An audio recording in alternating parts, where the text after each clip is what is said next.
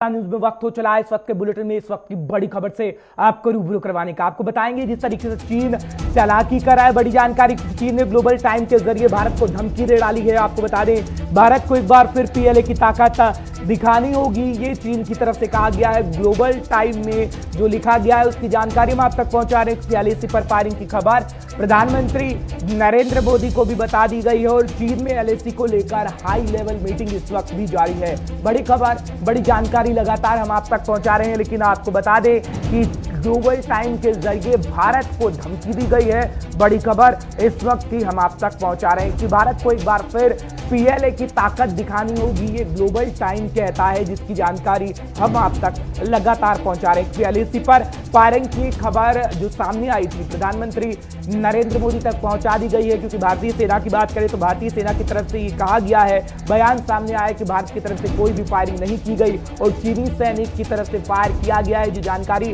हम तक मिल रही है हम आप तक पहुंचाने की कोशिश करें। लेकिन चीन की बात करें तो चीन के ग्लोबल टाइम ने भारत को धमकी दी है और कहता है कि भारत को एक बार फिर पीएलए की ताकत दिखानी होगी, यानी भारत को एक बार फिर पीएलए की ताकत दिखाएंगे, ये ग्लोबल टाइम कहता है चीन का, जिसकी जानकारी हम आप तक पहुंचा रहे हैं। क्योंकि चीन के अंदर एलएसी के उस पार हाई लेवल मीटिंग चल रही है, जो सूत्रों के हवाले से खबर मिल रही है और जो बड़ी जानकारी हम आप तक पहुंचाने की कोशिश करें कि एलएसी पर तो फायरिंग हुई, जो उसकी खबर प्रधानमंत्री नरेंद्र मोदी भारतीय पीएम को पहुंचा दी गई है। प्रधानमंत्री नरेंद्र मोदी तक एलएसी पर फायरिंग की खबर पहुंचा दी गई और इस वक्त जो खबर हम तक मिल रही है वो ये है कि एलएसी के उस पार हाई लेवल मीटिंग चल रही है चीन की तरफ से और पीएलए ने जिस तरीके से ये कारनामा किया है उसको लेकर ही मीटिंग चलाई जा रही है चीन के अंदर। तो बड़ी जानकारी, बड़ी खबर लगातार हम आप तक पहुंचाने की कोशिश करें कि चीन के ग्लोबल टाइम ने भारत को धमकी दे डाली है और चीन का ग्लोबल टाइम कहता है कि भारत को एक बार फिर पीएलए की ताकत दिखाएंगे और एक बार फिर भारत को पीएलए की ताकत दिखानी होगी, ये ग्लोबल टाइम कहता है। यानी भारत को सीधी सीधी धमकी ग्लोबल टाइम के जरिए चीन की तरफ से दी गई है। इसकी जानकारी हम आप तक लगातार पहुंचा रहे हैं क्योंकि चीन में एलएसी को लेकर हाई लेवल मीटिंग चल रही है और अगर हम बात करें भारत की तो भारत के अंदर भी प्रधानमंत्री नरेंद्र मोदी को एलएसी पर हुई फायरिंग की घटना से अवगत करा दिया गया है। बड़ी जानकारी, बड़ी खबर, क्योंकि हलचल देखने को मिल रही है और एलएसी पर अभी हालात स्थिति में बताए जा रहे हैं, लेकिन तनावपूर्ण हालात लगातार बने हुए हैं। जिस तरीके से फायरिंग की खबर आई थी, लेकिन सेना का बयान सामने आया कि भारतीय सेना की तरफ से किसी भी तरह की फायरिंग नहीं की गई, चीनी सैनिक फायरिंग कर रहे थे। जो सेना की तरफ से जानकारी दी गई है वो हम आपको लगातार बता रहे हैं। लेकिन चीन की जहां तक हम बात करते हैं तो चीन एक टेबल पर आकर बातचीत की प्रक्रिया को कहता है, लेकिन दूसरी तरफ चीन की चालाकी देखने को मिलती है और एक बार फिर चीन के ग्लोबल टाइम ने भारत को धमकी दे डाली है, जिसकी जानकारी हम आप तक पहुंचा रहे हैं। क्योंकि चीन का ग्लोबल टाइम बहुत सारी बातें कहता है और भारत को एक बार फिर पीएलए की ताकत दिखानी होगी, ये ग्लोबल टाइम की तरफ से कहा गया है। क्योंकि चीन की भाषा ही ग्लोबल टाइम बोलता है और चीन की तरफ से तमाम बातें ग्लोबल टाइम के जरिए की गई हैं, जिसकी जानकारी हम आप तक लगातार पहुंचा रहे हैं। क्योंकि चीन के उस पार यानी चीन के अंदर एलएसी को लेकर हाई लेवल मीटिंग चल रही है। बड़ी जानकारी, बड़ी खबर हम आप तक पहुंचा रहे हैं। राजेश कुमार हमारे साथ जुड़ रहे हैं, रक्षा मामलों के जानकार हमारे सीनियर साथी हैं, तो हम जानकारी वो आप तक पहुंचाएंगे। राजेश, 45 साल में पहली बार ऐसा हुआ जब एलएसी पर फायरिंग देखने को मिली, लेकिन बात अगर भारतीय सेना की करें तो भारतीय सेना पूरी तरीके से साफ कर चुकी है कि भारत की तरफ से कोई भी फायरिंग नहीं की गई। चीनी सैनिक चालाकी करने की कोशिश कर रहे थे, प्रधानमंत्री नरेंद्र मोदी को भी अवगत करा दिया गया है। लेकिन ग्लोबल टाइम की बात करें तो ग्लोबल टाइम ये कहता है कि अब भारत को पीएलए की ताकत दिखाएंगे, ये चीन की तरफ से कहा गया। राजेश। हाँ बिल्कुल हर्ष, लेकिन ये कहना कि पहली बार गोली चली है, लेकिन थोड़ा सा कुछ अलग हटके मेरे पास इससे खबर है। खबर ये है कि 31 तारीख को भी जब हेलमेट टॉप और ब्लैक टॉप पे कब्जा करने की चीन की तरफ से कोशिश की गई थी, तब भी गोली चली थी, ये खबर है हर्ष। और कल जो खबर है वो एक बार फिर से चीन की तरफ से ब्लैक टॉप और हेलमेट टॉप पे कब्जा करने की कोशिश की गई और चीन की तरफ से गोलीबारी की शुरुआत की गई। उन्होंने गोली चलाई ताकि भारतीय सेना को डराया जा सके और उसके बाद ब्लैक टॉप और हेलमेट टॉप पे कब्जा किया जा सके। लेकिन हर्ष, दांव उल्टा पड़ गया, उनकी एक गोली के बदले में भारत की तरफ से भी गोली चलाई गई, जिसके बाद चीन के सैनिकों को औंधे मुंह पीछे भागना पड़ा है। तो ये बड़ी अहम खबर है, और बड़ी खबर इसलिए बड़ी अहम है हर्ष, क्योंकि ये तनाव बढ़ रहा है, तनाव कम नहीं हो रहा है। और जिस प्रकार से अभी पीएम मोदी को भी स्थिति से अवगत कराया है, शाम को रक्षा मंत्री की तीनों आर्मी चीफ के साथ जो है मुलाकात भी है, और उसमें हो सकता है जो मुलाकात में फैसला लिया जाएगा उससे पीएम को भी अवगत कराया जाएगा। तो स्थितियां लगातार गंभीर हो रही हैं हर्ष। लेकिन एक चीज आपको यहाँ पे ध्यान देने की जरूरत होगी कि थोड़ा सा हमें इतिहास में जाना होगा हर्ष। और 1962 में चशूल के आसपास, देवसांग के आसपास सितंबर के महीने में इसी प्रकार की हरकत चीन की तरफ से की गई थी, और इसी प्रकार की हरकत गोलीबारी चल रही थी। छिटपुट घटनाएं यार की, कभी एक पोस्ट पे गोली चली गई, कभी दूसरी पोस्ट पे गोली चली गई, और फाइनली 20 अक्टूबर को युद्ध छिड़ गया था। तो आप ये मान के चलिए कि अगले एक महीना बहुत महत्वपूर्ण है दोनों देशों के लिए। हो सकता है जिस प्रकार का विवाद जो चरम पे पहुंचा हुआ है युद्ध की शक्ल ले ले। बिल्कुल युद्ध की शक्ल ले ले, लेकिन राजेश से पहले का समय नहीं है, क्योंकि जब हम इतिहास उठाकर देखते हैं तो चीन की जहां तक बात करते हैं तो चीन को करारा जवाब, मुंहतोड़ जवाब दिया गया है। लेकिन जिस तरीके से एलएसी के इस पार हलचल है उसी तरीके से एलएसी के उस पार हलचल है। और बात ये निकलकर सामने आ रही कि चीन के अंदर भी हाई लेवल मीटिंग इस वक्त चल रही है, लेकिन चीन तो बातचीत की बात करता है, बातचीत के पटल पर आकर कहता है, अपील करता है, हाथ जोड़कर बोलता है कि आप बातचीत करिए, लेकिन उसकी आड़ में क्या कुछ रहता है वो तो जग जाहिर है राजेश। बिल्कुल हर्ष, चीन का तो हमेशा वही रहता है कि मुंह में राम बगल में छुरी और पीठ पे छुरा घोंपने की चीन की पुरानी आदत है। चाहे वो रक्षा मंत्री के साथ बातचीत हो, उनके रक्षा मंत्री खुद हमारे रक्षा मंत्री के पीछे पीछे घूम रहे थे कि बातचीत करो, लेकिन बातचीत के बाद क्या बयान दिया गया वो पूरे देश ने देखा। और आज अगर वो बातचीत कर रहे हैं, अगर उनकी भी हाई लेवल मीटिंग चल रही है तो चलने दीजिए, क्योंकि भारत हर स्थिति के लिए तैयार है। जैसे सीडीएस रावत ने और हमारे आर्मी चीफ ने बिल्कुल साफ कर दिया है कि गेंद चीन के पाले में है, और चीन को साफ है भारत की तरफ से कि आपको फिंगर एरिया और डेप्सोंग का जहां पे आपने अतिक्रमण किया है वो आपको खाली करना बिल्कुल। दर्द तो यही हुआ है ना राजेश, दिल में जो ठेस लगी है चीन के वो यही लगी है, क्योंकि सड़क निर्माण तो हमने किया ही था, लेकिन उन चोटियों पे भी हमारा कब्जा है, जो हमारी जमीन थी, यही कहीं ना कहीं चीन को टिस कर गया है। और चीन जो बातचीत की बात कह रहा है अब कहीं ना कहीं बौखलाया है, और बौखलाहट में ऐसा कदम उठाएगा कि उसको मुंह की खानी पड़ेगी, ये तो इतिहास गवा रहा राजेश।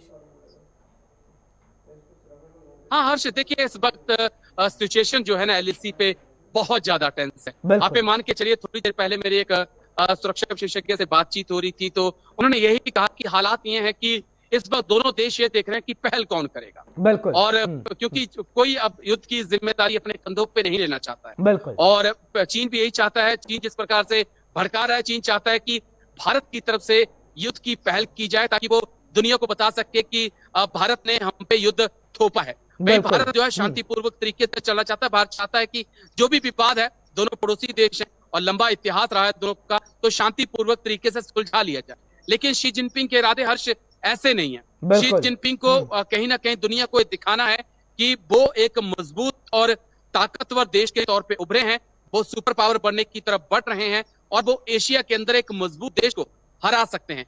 क्योंकि हर्ष, एशिया में और कोई ऐसा देश नहीं है जो चीन को टक्कर दे सकता। बिल्कुल। भारत में इतनी कैपेसिटी है कि वो चीन की आंखों में आंखें डालकर चीन को जवाब दे रहा है। बिल्कुल। तो और दुनिया की आंखों में किस तरीके से धूल झोंका जा रहा है राजेश, इस बात से पता लगता है, क्योंकि कल ही और परसों 2 डॉक्यूमेंट्री चीन की तरफ से जारी की गई है, जिसमें बताया गया है कि कोरोना को लेकर एक बात कही गई है, एक एलएसी को लेकर बात की गई। और डॉक्यूमेंट्री में यह है कि अपने आप को पाक साफ बता रहा है चीन, और दुनिया जिस तरीके से सवाल उठा रही है, बात अगर हम पूरी दुनिया की करें कोरोना को लेकर या फिर उसकी विस्तारवादी नीति को लेकर, अपने आप को बचाने की कहीं ना कहीं कोशिश चीन कर रहा है। और यही वजह है कि वो चाहता है कि भारत की तरफ से ऐसी कार्रवाई हो, और उकसाने की बार बार वो कोशिश कर रहा है कि दुनिया भर में अपना नाम वो बचा सके। हाँ बिल्कुल हर्ष, देखिए अपने हिंदुस्तान में बड़ी पुरानी कहावत है कि चोर की दाढ़ी में तिनका। बिल्कुल। तो वही हिसाब चीन का है। अपनी सफाई के लिए वो लगातार कभी वीडियो जारी करता है, कभी बयान जारी करता है, कभी डॉक्यूमेंट्री जारी करता है। वो दिखाना चाहता है कि उसने कुछ नहीं किया है, लेकिन चीन इतना साफ नहीं है, पूरी दुनिया समझ चुकी है। और यही वजह है कि आज पूरी दुनिया चीन के खिलाफ खड़ी है। भारत को उकसाने का वो काम कर रहा है, ताकि वो चाहता है कि भारत के ऊपर ये इल्जाम लगे कि भारत ने युद्ध भड़काया। लेकिन अगर स्थितियां ऐसी रही और इसी प्रकार की चीन की हरकत रही, तो हमें ये आरोप लेने में भी कोई डर नहीं रहेगा, क्योंकि दुश्मन को सबक सिखाना हमने सीखा है। हम महात्मा गांधी का देश है, तो हम महाराणा प्रताप का भी देश है जिसने दुश्मनों के दांत खट्टे किए हैं। ये चीन को अच्छे से समझ लेना चाहिए। और दरअसल अगले 28 दिन जो है बहुत महत्वपूर्ण है हर्ष, और अगर इसी प्रकार की छुटपुट घटनाएं होती रही तो शायद कोई एक ऐसी चिंगारी होगी जो बारूद में आग लगा देगी और दोनों तरफ से जंग का ऐलान हो जाएगा। बिल्कुल राजेश, क्योंकि लगातार बैठकों का दौर जारी है और भारत ये चाहता है कि मुद्दा यहीं पर एक तरीके से सिमट जाए। हालांकि चीन की मंशा ये बिल्कुल नहीं लगती, क्योंकि रक्षा मंत्री राजनाथ सिंह से चीनी रक्षा मंत्री की मुलाकात हुई है, लेकिन खबर ये भी है कि विदेश मंत्री की मुलाकात चीन के विदेश मंत्री से होनी है। तमाम ऐसी बातचीत की जाएगी जिसमें कहीं ना कहीं बातचीत की जो प्रक्रिया है उसको आगे बढ़ाया जा सके, क्योंकि बातचीत तो हम कई दिनों से कर रहे हैं राजेश, 2 महीने से ऊपर का लगभग वक्त बीत चुका है, बातचीत कर रहे हैं, लेकिन चीनी हरकत जिस तरीके से हो रही है, करारा जवाब देने की तो जरूरत है, लेकिन हम संधि का पालन कर रहे हैं, हम समझौते का पालन कर रहे हैं, हम दुनिया को दिखाना चाहते हैं कि भारत की तरफ से पहल नहीं की जाती, और संधि और समझौता का पालन हमने गलवान इंसिडेंट में भी किया था। हाँ बिल्कुल हर्ष, हम 1993 की संधि समझौते का पालन कर रहे हैं, लेकिन क्या पड़ोसी चीन कर रहा है? नहीं कर रहा है हर्ष। और एक तरफ से ताली नहीं बजती हर्ष, ताली दोनों तरफ से बजेगी। अगर आप शांति शांति कहते रहेंगे और सामने वाला अतिक्रमण करता रहेगा तो शांति नहीं बन पाएगी। तो यानी कि साफ है कि चीन को उसी की भाषा में जवाब देना होगा। लेकिन इसी बीच हर्ष एक और अहम खबर यह भी है कि शी जिनपिंग जो है इस वक्त, और सीएमसी जो है वो इस वक्त पीएलए से काफी नाराज चल रही है। दरअसल 29-30 की रात को जब भारत ने ऑपरेशन किया बिल्कुल पे तो चीन के सैनिक जो है वहां से भाग निकले थे। तो शी जिनपिंग उस दिन से काफी नाराज हैं, और उन्होंने अगले दिन ही संदेश भी दिया था चाइना की आर्मी को कि आपको मजबूत रहना है, किसी भी हालात के लिए आपको तैयार रहना है। उसके बाद ये कहा जाता है कि चीन की शी जिनपिंग की तरफ को खुश करने के लिए पीएलए कोई ना कोई एक्शन ले सकता है, लेकिन जहां पीएलए एक्शन ले रहा है वहां पे भारतीय सेना पहले से मौजूद है और फिर उससे बैकफुट में आने पड़ रहा है। यानी कि कहीं ना कहीं चीन शी जिनपिंग के लिए भी और पीएलए के लिए भी भारत के हाथों जो है शर्मनाक हार मिल रही है। तो ये इस बात का संकेत है कि भारत की तैयारियां बहुत पुख्ता हैं और भारत की रणनीति सैन्य तौर पे काफी मजबूत है। ये तो इतिहास गवाह रहा कि भारत किसी को खुश करने के लिए नहीं ये चीज करता है। भारत की सेना का शौर्य और पराक्रम इतना है, 1967 में ये चीजें हमने दिखा दी थी, जिस तरीके से 200 से 300 सैनिक मार गिराए गए थे। और किसी को खुश नहीं करना, हमें अपनी अखंडता, अपनी संप्रभुता से समझौता नहीं करना, जो प्रधानमंत्री नरेंद्र मोदी, रक्षा मंत्री और आर्मी चीफ भी कह चुके हैं। बहुत बहुत शुक्रिया राजेश, तमाम जानकारी हम तक पहुंचाने के लिए, हमारे दर्शकों को अपडेट करने के लिए, क्योंकि लगातार चीन की हरकत ऐसी हो रही है कि करारा जवाब चीन को दिया जाना चाहिए, लेकिन भारत शांति प्रिय देश है, बस उसी की लाज भारत रख रहा है, नहीं तो चीन को करारा जवाब दिया जाता रहा, इतिहास गवाह और आगे भी दिया जाएगा, क्योंकि चीन अब बातों से बाज नहीं आने वाला, क्योंकि लातों के भूत अक्सर बातों से नहीं माना करते। बढ़ेंगे आगे, बात करेंगे कोरोना के कहर की, क्योंकि देश दुनिया में लगातार कोरोना का कहर जारी है। आपको स्वास्थ्य मंत्रालय की तरफ से आंकड़े जो जारी किए गए हैं वो आपको बताएंगे कि कोरोना लगातार बढ़ रहा है। और बात करें पिछले 24 घंटों की, तो पिछले 24 घंटे में 1133 लोगों की मौत हो गई है।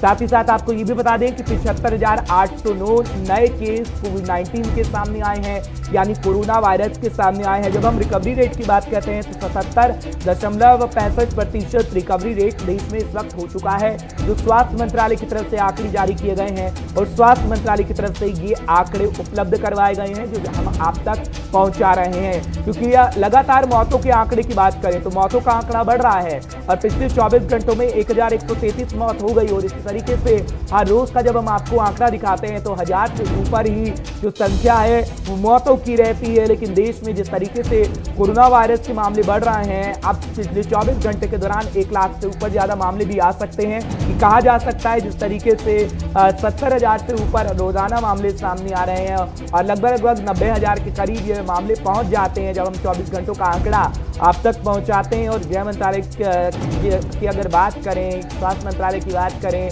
या फिर बात करें हम केंद्र सरकार की, तो पूरी तरीके से कोरोना पर कंट्रोल पाने के लिए व्यवस्थाएं लागू की जा रही हैं और कोरोना किस तरीके से काबू में आए उसके लिए लगातार व्यवस्थाएं की जा रही हैं। लेकिन अगर बात करें स्वास्थ्य मंत्रालय की, तो स्वास्थ्य मंत्रालय की तरफ से जो आंकड़े जारी किए गए हैं वो कहीं ना कहीं चिंता की स्थिति को दर्शाते हैं कि आगे आने वाले समय में किस तरीके की स्थिति रह सकती है। क्योंकि जब हम अनलॉक 4 की बात करते हैं तो अनलॉक 4 की प्रक्रिया जिस तरीके से हुई है और मेट्रो का खुलना और आगे आने वाली स्थिति ये दर्शाती है कि किस तरीके से मामले बढ़ेंगे। लेकिन आपको सावधानी बरतनी होगी, सतर्कता बरतनी होगी और तमाम जानकारी हम आप तक पहुंचा रहे हैं कि आखिर अलग अलग राज्यों में किस तरीके की देखते हैं। तो 1000 से ऊपर मौतें फिर हो गई हैं पिछले 24 घंटे के दौरान, क्योंकि अनलॉक 4 की प्रक्रिया के तरफ हम बढ़ चुके हैं। और क्या कुछ स्थिति आपको सड़क पर देखने को मिलती है जब आप ग्राउंड रिपोर्टिंग करते हैं महिपाल?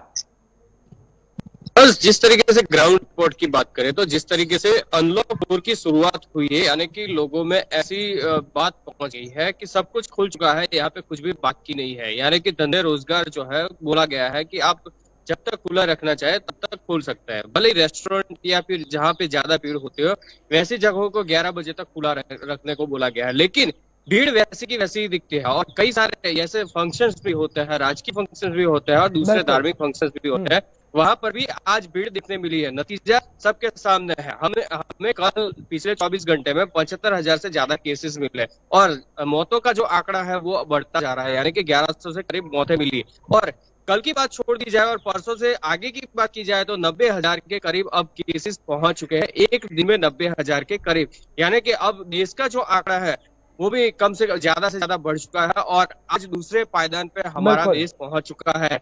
यानी कि ये बहुत बड़ी बात होती है जिसकी वजह से लोगों में काफी भय होता है, लेकिन यहाँ पे भय लोगों में दिखता नहीं है। और इस बात को लेके वो अवगत नहीं होंगे तो आगे आने वाले दिनों में भी केसेस जो 90,000 है वो 1 लाख का आंकड़ा क्रॉस करते हुए ज्यादा देर नहीं लगेगी और इस तरीके से मौतों का भी आंकड़ा बढ़ता जाएगा। और सबसे हैरान करने वाली बात हर्ष ये देखने मिलती है कि जो लोग कोरोना संक्रमित पहले पाए गए थे उसमें 2-3 दिन में भले ही उनको छुट्टी दे दी गई अस्पताल से, लेकिन उनमें भी आज पॉजिटिवनेस दिखती है और उन लोगों की मौतें भी होती है। ये आंकड़ा बहुत ही चौंकाने वाला है।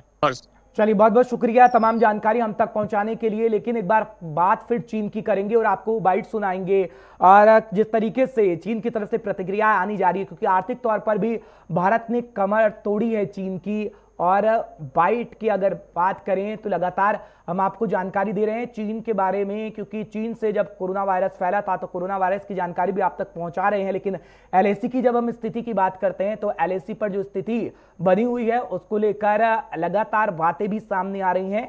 लेकिन चीन की तरफ से क्या कुछ कहा गया है वो हम आपको सुनाते हैं।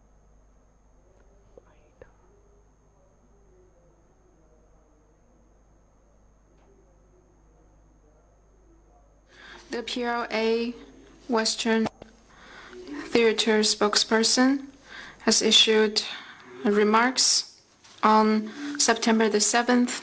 The Indian troops illegally crossed the line and entered the south bank of Pangong Tso River at the western sector of the China-India boundary. The Indian troops blatantly fired warning shots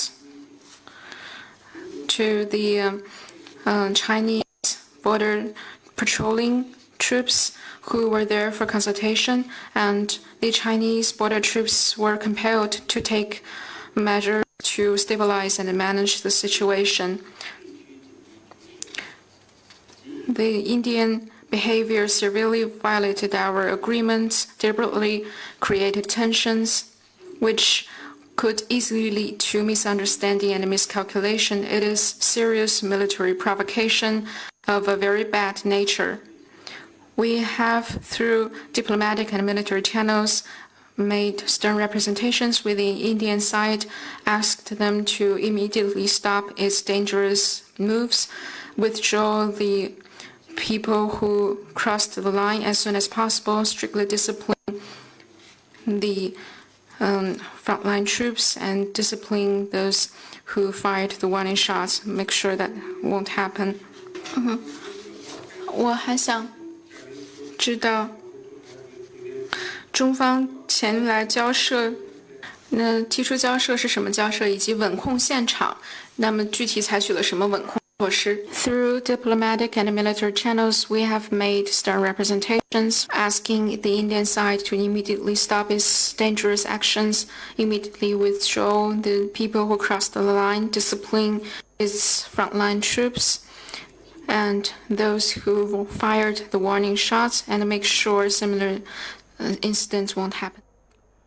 Bharat से तमाम बातें वो कहना चाहता है, कह रहा है कि हम संबंधों को सुधारना चाहते हैं, लेकिन एक तरफ संबंधों को सुधारने की बातचीत कही जाती है, तो दूसरी तरफ एलएसी पर क्या होता है वो जग जाहिर है और लगातार हम आपको इससे अवगत भी करा रहे हैं। जिस तरीके से एलएसी पर फायरिंग की खबर आई है, लेकिन हलचल एलएसी पर काफी है। और रक्षा विशेषज्ञों की बात करते हैं तो रक्षा विशेषज्ञ भी काफी नाजुक स्थिति इसको बताते हैं। खैर, आगे आने वाले दिनों में देखना होगा, क्योंकि भारतीय सेना पूरी तरीके से तैनात है और मुस्तैदी से अपना शौर्य और पराक्रम दिखा रही है, लेकिन चीन को इसका खामियाजा जरूर भुगतना होगा। लेकिन जाते जाते एक बड़ी खबर और आपको बता देते हैं, सुशांत सिंह राजपूत मामले से जुड़ी हुई रिया चक्रवर्ती से लगातार पूछताछ हो रही है और आपको पूरी जानकारी देते हैं, क्योंकि एनसीबी की पूछताछ लगातार जारी है और झूठी एफआईआर की गई है रिया चक्रवर्ती की तरफ से। सुशांत सिंह राजपूत की बहन का कहना है, उनकी बहनों का कहना है कि रिया चक्रवर्ती ने जो एफआईआर दर्ज करवाई है कि झूठी एफआईआर हमें नहीं तोड़ सकती, और तमाम बातें कही गई हैं सुशांत सिंह राजपूत की बहन की तरफ से, यानी रिया चक्रवर्ती की तरफ से जो शिकायत दर्ज करवाई गई है बांद्रा पुलिस स्टेशन के अंदर, जिसकी जानकारी हम आपको लगातार पहुंचा रहे हैं, क्योंकि लगातार सुशांत मामले में पूछताछ हो रही है। लेकिन जानकारी जो मिल रही है कि एनसीबी इस वक्त भी पूछताछ रिया चक्रवर्ती से कर रही है। लगातार तीसरे दिन रिया चक्रवर्ती से पूछताछ हो रही है और आज भी रिया चक्रवर्ती एनसीबी के सामने है और जल्द रिया चक्रवर्ती की गिरफ्तारी भी हो सकती है, ये भी जानकारी इस वक्त मिल रही है। क्योंकि जो एफआईआर रिया चक्रवर्ती की तरफ से करवाई गई है उसको लेकर सुशांत सिंह राजपूत की बहन का बयान भी सामने आया है। उन्होंने कहा है कि झूठी एफआईआर हमें नहीं तोड़ सकती और इस तरीके से झूठ फैलाने का काम रिया चक्रवर्ती कर रही हैं, वो शायद ही उन्हें नहीं करना चाहिए था। लेकिन रिया चक्रवर्ती ने अब प्रियंका, जो सुशांत सिंह राजपूत की बहन है, उनके खिलाफ मामला दर्ज करवाया है। दवाइयों को लेकर इस तरीके से दवाइयों की जो पर्ची सामने आई थी जो सुशांत सिंह राजपूत को दी जा रही थी, उस तमाम बातों को लेकर रिया चक्रवर्ती ने बांद्रा पुलिस स्टेशन में लगभग 6 घंटे तक कल रात में वो रही थी और एफआईआर दर्ज कराई गई थी। लेकिन ज्यादा जानकारी और बड़ी खबर लगातार हम आप तक पहुंचाने की कोशिश कर रहे हैं, क्योंकि सुशांत मामले में लगातार पूछताछ की जा रही है। अब ये देखने वाली बात होगी कि रिया चक्रवर्ती आखिर गिरफ्तार होती है या फिर नहीं, क्योंकि अब ये मामला रिया चक्रवर्ती वर्सेस सुशांत सिंह राजपूत की बहन का हो चला है, क्योंकि लगातार इसमें एंगल सामने आ रहे हैं। एनसीबी अपनी पूछताछ जारी रखे हुए है और एनसीबी लगातार पूछताछ कर रही है। देखने वाली बात होगी कि रिया की गिरफ्तारी हो पाएगी या फिर नहीं।